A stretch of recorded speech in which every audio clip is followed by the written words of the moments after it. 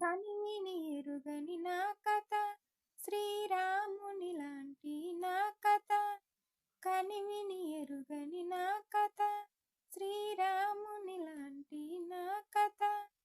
ఎలా చెప్పను నా తల్లి దుర్గమ్మ, ఎక్కడైనా చూసావా, ఎక్కడైనా విన్నావా, ఎక్కడైనా చూసావా, ఎక్కడైనా విన్నావా.